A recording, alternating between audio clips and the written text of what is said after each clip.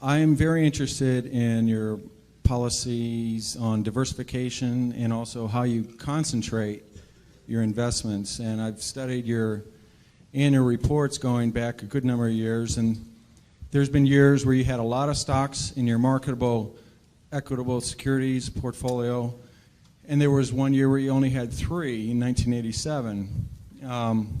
So I have 2 questions. Given the number of stocks that you have in the portfolio now, what does that imply about your view of the market in terms of, is it fairly valued, that kind of idea? And second of all, it seems that whenever you take a new investment, you never take less than about 5% and never more than about 10% of the total portfolio with that new position. And I wanted to see if I'm correct about that. Yeah, well, on the second point, that really isn't correct. We have positions which you don't even see because we only listed the ones above 600 million in the last report, and obviously those are all smaller positions. Sometimes that's because they're smaller companies and we couldn't get that much money in. Sometimes it's because the prices moved up after we bought them. And sometimes it's because we may be selling the position down even.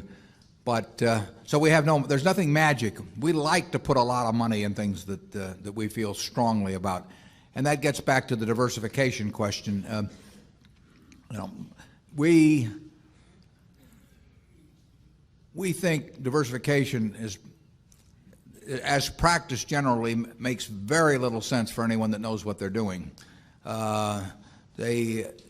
Diversification is a protection against ignorance. I mean, if you want to make sure that nothing bad happens to you relative to the market, you own everything. There's nothing wrong with that. I mean, that is a perfectly sound approach for somebody who does not feel they know how to analyze businesses. If you know how to analyze businesses and value businesses, it's crazy to own 50 stocks or 40 stocks or 30 stocks probably, because there aren't that many wonderful businesses that are understandable to a single human being in all likelihood, and to have some super wonderful business and then put money in number 30 or 35 on your list of attractiveness and forego putting more money into number 1 just strikes Charlie and me as madness.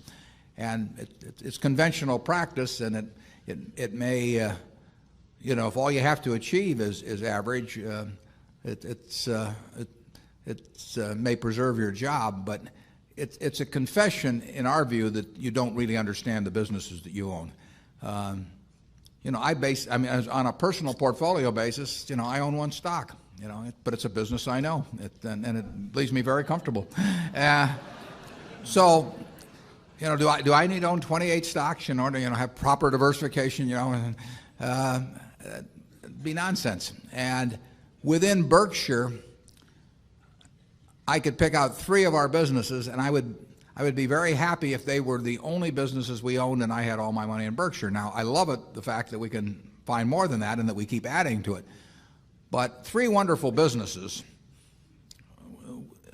is more than you need in this life to do very well. And the average person isn't going to run into that. I mean, if you look at how the fortunes were built in this country, they weren't built out of a portfolio of 50 companies. They were built by someone who identified with a wonderful business. Coca-Cola is a great example. A lot of fortunes have been built on that. And there aren't 50 Coca-Colas. There aren't 20. If there were, it'd be fine. We could all go out and diversify like crazy among that group and get results that would be equal to owning the really wonderful one. But you're not going to find it. And the truth is, you don't need it. I mean, if you have a really wonderful business, is very well protected against the vicissitudes of the economy over time and the competition. I mean, we're talking about businesses that are resistant to effective competition, and 3 of those will be better than 100 average businesses, and they'll be safer, incidentally. I mean, there is less risk in owning 3 easy to identify wonderful businesses than there is in owning 50 well-known big businesses. And it's amazing what has been taught over the years in finance classes about that. But I can assure you that I would rather pick, if I had to bet the next 30 years on the fortunes of my family that would be dependent upon the income from a given group of businesses. I would rather pick 3 businesses from those we own than own a diversified group of 50. Charlie? Yeah, what he's saying is that much of what is taught in modern corporate finance courses is twaddle.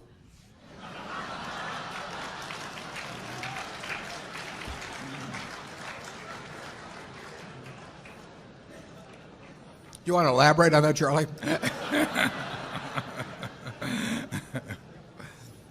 You cannot believe this stuff. I mean, it's modern portfolio theory, and yeah, it's. It has no utility. But I mean, it will tell you how to do average. But I think anybody can figure out how to do average in 5th grade. I mean, it's just not that difficult, and it's elaborate, and there's lots of little Greek letters and all kinds of things to make you feel that you're in the big leagues. But there is no value added. I have great difficulty with it because I am something of a student of dementia, and I have. We hang around a lot together. And I can ordinarily classify dementia, on some theory structure of models, but the modern portfolio theory, it involves a type of dementia I just can't even classify. No. Something very strange is going on. Yeah. If you find 3 wonderful businesses in your life, you'll get very rich, and if you understand them, bad things aren't going to happen to those 3. I mean, that's the characteristic of it. By the way, maybe that's the reason there's so much dementia. If you believe what Warren said, you could teach the whole course in about a week. Yeah.